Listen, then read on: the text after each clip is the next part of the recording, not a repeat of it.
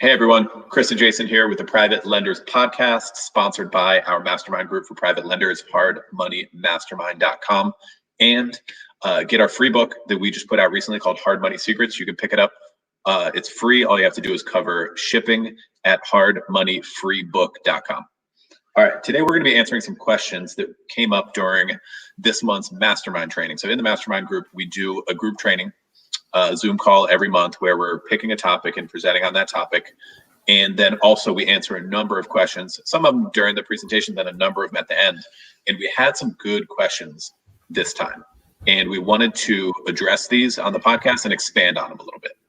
Yep, exactly. You know, the interesting part about the mastermind group is so many people are in different areas of their careers, right? Some are newer and, you know, some are experienced. But no matter how experienced you have, things change, right? Like if you're not out there, you know, number one, you don't know anything. You don't know until you know, right? Like until you've been involved in that situation. I mean, I know lots of lenders that have done hundreds of loans and they've yet to have a default, or they've yet to have this issue or that issue. And, you know, we've realized that it's just easier to learn from somebody than who's already been through it than anywhere else, right? You might as well just learn it from somebody who already has experience with it than learn it the hard way.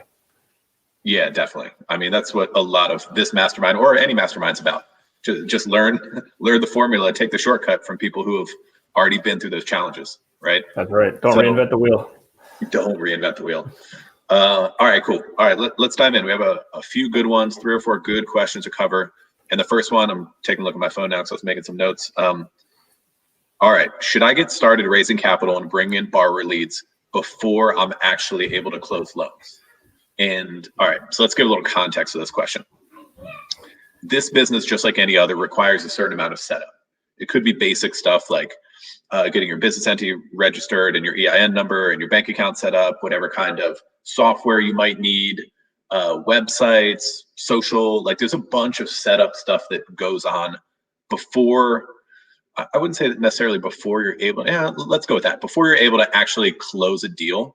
And the question was from this guy in the mastermind group is, should I get started bringing in borrower leads and raising capital before all this stuff is set up, or licensing, things like that, if that applies to your state? And it's a very good question and a very, very easy answer. The answer is 100% yes, you should get started. 100% yes. We see this a lot, especially with consulting clients who we work closely with over a few days to help them get up and running and to advance their business. Too many people put all of these obstacles in front of themselves and between them and closing a deal. All the things I was mentioning, granted, they have to happen at some point, but you shouldn't put everything on pause. You shouldn't stop, or you shouldn't not start business development just because you have these boxes to check, right? Like the right move, and what a lot of like natural entrepreneurs will do is they will start that business development. They will start that capital raise and bring in borrower leads. Just going on the idea of letting people know that we're going to be lending very soon. So let's get the ball rolling now. Let's start having those conversations with potential borrowers. Let's start getting that capital in place. So once everything is ready and you're ready to close deals, then you're off and running. Then you're closing deals. You don't have to do the startup biz dev then. Yeah, the ramp up period will take time. It certainly will. And the beauty of this business in general is there's a lot of free ways to operate this business. You know, you don't need a lot of overhead to start with that. You might need some hosting fees but maybe some inexpensive marketing fees, or, you know, some inexpensive kind of, you know, little softwares here and there, but like, it's not all that expensive. So absolutely. And I think it was last week or the week before on our podcast, we talked about kind of the first steps related to getting all your web assets in place, like all your websites, all your social media profiles, your brand names, some logos and things like that, because that goes a long way, right? You know, there's scour the internet, you build credibility, you know, put things in place so you have it. And there's nothing wrong with going out there either online or offline, you know, online digitally, you know, offline, meetup groups, auctions, real estate, broker offices, things like that. Be like, hey, you know, I'm a private lender. I have a hard money lending company. You know, we're going to be ramping up soon. You know, really looking forward to working with you and helping any of your clients or yourself who needs private capital or needs capital for some of these deals. So definitely do that. Get yourself a brand ready to go.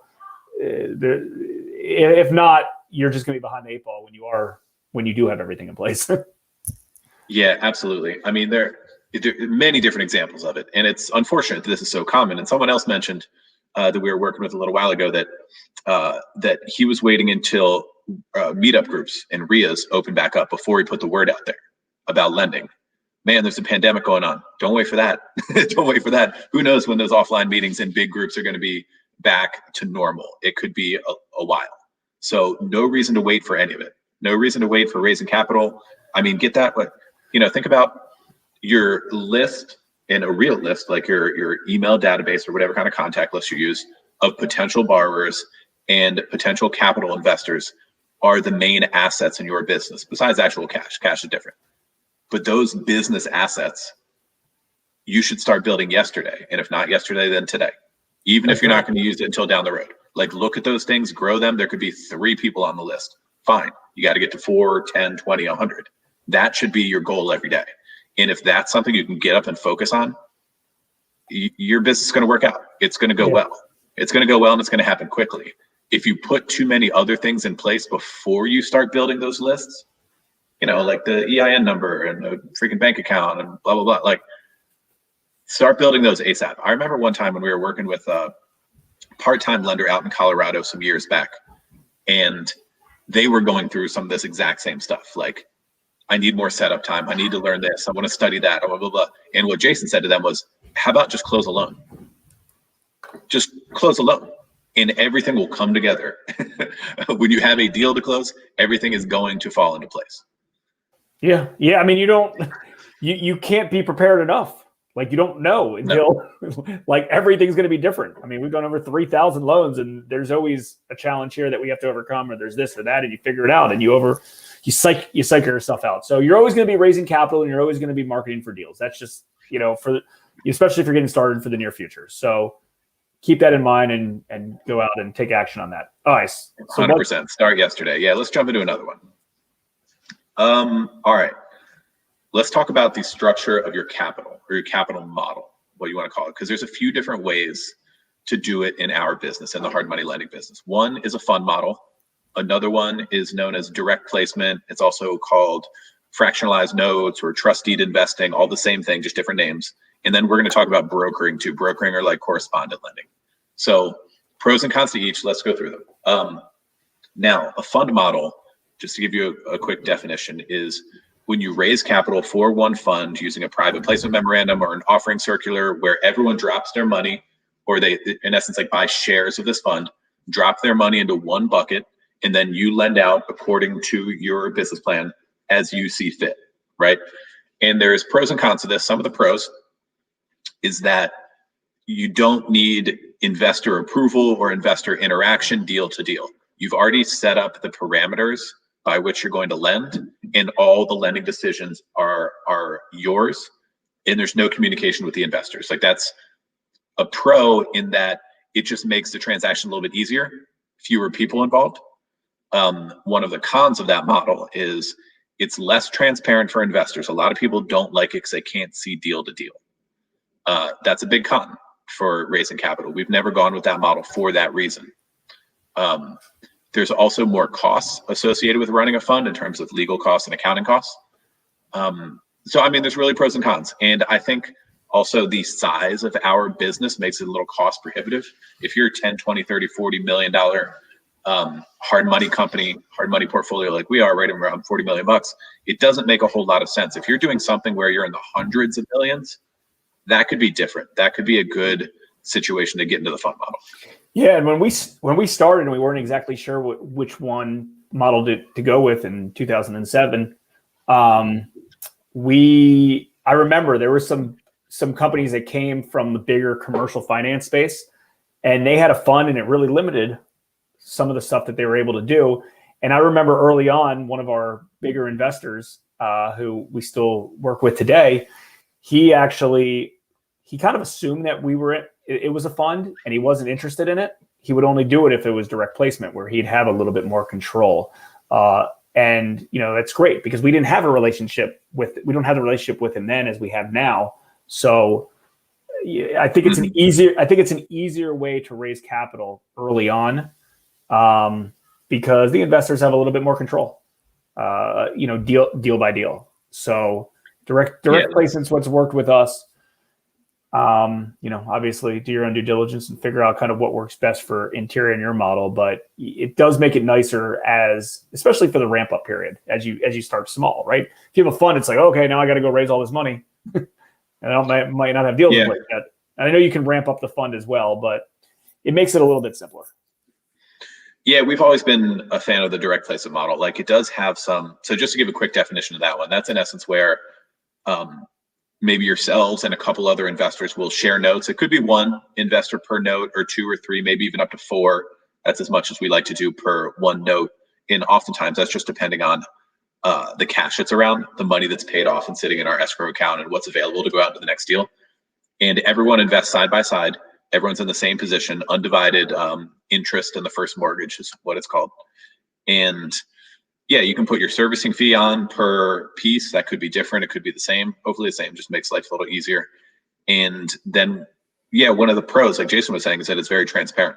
The investors can see everything about that particular deal they're investing in. All the borrower information, all the property information. They can see the recorded deed of trust or mortgage if they want. It's totally transparent. And for that reason, we started that way and we never wanted to change. We never saw a good reason to change to any other model. So yeah, I mean, it can be called a few different things. Trust deed investing, fractionalized notes, all the same thing, very common in our industry. And that's what we prefer. Yep. Okay, moving on to another one that's a little bit more recent. And it also depends on where the market is and how much appetite institutional money has for hard money loans. And that's like you could either call it the brokering or the correspondent type of model, where in essence, you're a lending company, but you are funding loans using another company's money. More common in the regular mortgage industry, but sometimes institutions like now jump into the hard money space and they jump in and out whenever the market's good. And in essence, what you would do is you hook up with a company, a finance company, oftentimes out of New York or Chicago or California, and they give you the loan parameters and the process and exactly how everything goes. They make all the decisions, they control the documentation, everything else. You originate loans according to their guidelines, and when it's ready to go and all the underwriting's done and they do the process on their end, they fund the loan, and then you close the deal and send the package and whatever else they require to them.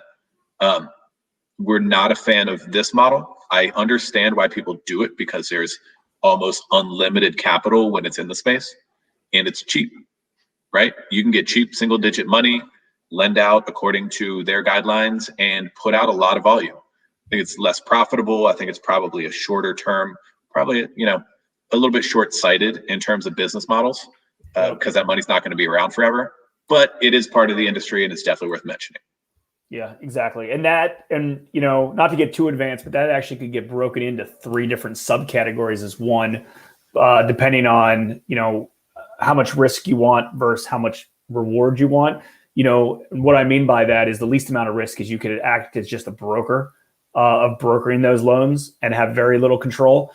The second side would be what Chris talked about is, they table fund, right? They put up the capital, they table fund the loans based on you underwrite based on their parameters. Or what some of the bigger companies do is they have their own lines of credit. So they actually fund with their own capital immediately, and then they sell it off just the same as the mortgage industry, right? And then they sell it off after the fact, and then they recapitalize. And I would say kind of if the broker probably makes the least amount of money, if you fund it yourself and then sell it off, you're probably making the most amount of money. But either way, it's a race to the bottom on that. There's just not a lot of money to be made on those. It's you have to win on volume. And personally, collectively, that's not why we started this business or are a big fan of this business. It's a different type of business model, right? It's just you're just not making a ton of money per transaction on it. We like this business model because you can make a good amount of money per transaction, right? And you can deploy your own money. Eventually the goal is to deploy your own money, your family's money, and make that. I mean, think about it. You do a $100,000 loan, right? And you lend it out at 13% and 3 points. That's what we typically do. And let's say it's outstanding for 1 year. You're making $16,000 for every $100,000 you lend out. Let's say it's $1 million. It's $160,000 that you're lending out. Let's say you churn the money multiple times a year, right? You're going from a 16% annualized rate to potentially a 20% annualized rate because you're making the points multiple times. So like the math really adds up. Our game plan has always been do the right amount of loans and try to make the most profit income we can per those deals, not just doing tons of loans with very, very little margins that have more risk. So, anyone can make their decision about how they want to do things. I know we've worked with some consulting clients in our office that like doing massive volume and they like making smaller returns. And they might not say they want to make smaller returns and do massive volume, but their actions speak louder than words. That's just how they have it set up. And then we have other consulting clients that we worked with that just utilize their own capital themselves, and they try to just make, the highest returns that they can and do a small amount of deals and do it that way. And chances are is the person that's typically doing less deals and making a higher return is probably making more money than the guys that are doing higher volume, and they certainly have less risk. Yeah, for sure. So, I mean, pick what works best for you. A lot of the reason that people go towards those institutional sources is because I don't think that they have the confidence in raising capital. Now, granted, they probably could if that were the only option, but they kind of take like the easy way and say, oh, I'll just get money from over here. But the only problem is that money's not going to be there forever. So you could even use more than one strategy and raise a fund or direct placement or whatever you want to call it, crowdfunding. Like we know a good sized company out of New York that has a big crowdfunding platform. Plus they also use the secondary market to sell loans. So they, if that institutional money disappears, they still have the crowd. So that could be a smart way to go about it. Yeah, that could be a smart way to go about it. And listen, there's nothing wrong with utilizing your own money or your own capital that you control, and then potentially brokering or facilitating deals that don't fit your model, or maybe you only want to lend locally to somebody else. I mean, it's not, you only want to lend, let's say in Chicago, anything out of Chicago, you have a correspondent lending relationship with an institutional backed lender and you send everything to them. There's not, there's no rules, right? You do it, there's no rules of how you want to create your business plan related to that, right? You do it the way that seems fit. So, yep. Cool. Yeah, let's jump into one more. Let's do one more before we wrap it up here from the mastermind group that I had here. Okay, so someone had a question about if a loan goes into default and say you're doing the direct placement model. So maybe it's you plus two other investors in this particular loan. There's three people involved. Or maybe you don't have any of your own money in it. There's just, you're the lending company and there's two capital investors who have funded this particular deal. If something happens with the loan, who's making the decisions? Okay, so that's a legit question and something that we dealt with early on when we were raising capital for this business. And the answer is, you as the lending company should be making all the decisions, and your capital investors should have faith in you and trust in you that you're going to drive the boat in the right way, that you're going to make the best decisions for everyone involved. Because the alternative just doesn't work that well. Like if you have other people who are weighing in on what to do in a particular deal, like who's making the decisions if there's two people in there and they don't know each other, and then there's you, like it's just too problematic to even open that door, right? So part of being a lending company and the agreements that you'll have in place with your investors is that you are making the decisions regarding loan workouts, the portfolio, anything that goes on. They're in essence like they're underwriting deals so that they know exactly what they're getting into risk-wise. But once a deal is funded, you control it. You're the lender servicer. And that's a very, very important part of things. Otherwise, you're going to get into a situation that you don't want to be in. Well, and that's part of the expectations and the agreements on the front end. You want to have all that laid out ahead of time so everyone's on the same page, right? Investors want to invest in a deal passively, right? You don't want an active investor, and they don't want to be an active investor. It's just like anything you invest in, right? That's got to be part of it. So don't get me wrong. I'm not stating that you shouldn't be transparent and update them and maybe even, explain to them the game plan, but they have to trust that you're in control with it. Obviously, you're doing the best that you can to do the right decision on their behalf, but you can't have too many players involved in it. The goal is always in the lending business to write good loans to the right people to try to get your money back and perform. So you want to do whatever the best path is to make sure you're able to get all your capital back and do it at the cheapest and the easiest way. And that might be that you have to come in and front some of your own capital in order to stabilize the property, cover some costs to go to foreclosure, whatever the case is. And listen, again, there's nothing wrong with updating the team and updating if there's multiple investors, the strategy, but it's important that you control it. And it's just like anything else. Capital investors invest with people that they trust, right? Obviously it needs to be in a good investment vehicle that they believe is secure, that they believe gives them the right interest rate return that they're comfortable with. But at the same time, think about things that you've invested in the past. It could be a stock, it could be a business, it could be a note yourself. Like, you're investing in something that you believe in the company. Like, typically if you're buying a stock, you might not go to some busted cut rate website you never heard of to buy the stock on your behalf. You're probably going to go through a big, well-known brokerage because that's who you're comfortable with. It's the same thing. You got to have a good relationship with a capital investor. And because of that, they know that you're going to do right by them and do whatever they can to, secure the money. Yep. Cool. All right. Well, I think that's about it for this. Did you have anything to throw in? Those were the questions I had. No, I mean, I think that was good. I like hearing questions from our mastermind group, because the mastermind that we just did, and a lot of you that are listening to this podcast are actually in our mastermind group as well. But I don't remember the title now, but the whole mastermind that we did in January or this month, which was a few days ago actually, was related to raising capital and working with capital investors and things like that. And I love hearing different questions. Like, I feel like there's so much value when, for everybody else, just to ask questions related to things, because people are in different spots in their business, right? And you learn a lot from hearing what other people's challenges are or what other people's potential questions are. I think that goes a long way. So I like doing additional content and podcasts and videos related to just questions that people have that we get through the mastermind training, because they're good questions, and it helps people. And you don't know things. There's no one else to call to really ask on these particular things. Right. We didn't have help when we started our lending company. We learned it the hard way. And one of the things that I think Chris and I really enjoy about our book that we wrote, Hard Money Secrets, about our mastermind group, Hard Money Mastermind, and then some private consulting that we do through Hard Money Business is, there's a copy of our book right there if you're watching this on video, and if you can't see it if you're on audio, obviously. But we talk to a lot of lenders throughout the country, and it's good to kind of have a good core group, and you have resources kind of collectively to go through some of these things, especially now because things are changing so much.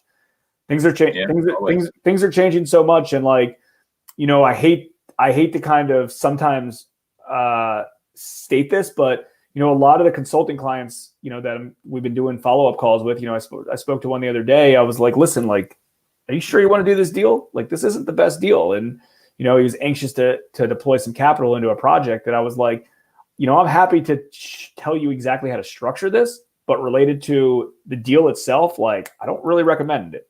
It seemed a little risky. You want me to tell you how to structure it to help protect your interests with, with recording a note and doing some sort of assignment of membership agreement and for the entity that you're lending against, and in order to kind of protect yourself, that's fine. I mean, obviously, he actually uses one of the attorneys that we use, so he was going to chat with him related to some legal side, but related to the underwriting structure side, we went through that stuff. So just make sure you're making good underwriting decisions on your stuff. And if you want to check out our book, our mastermind, or some of our private consulting, happy to help.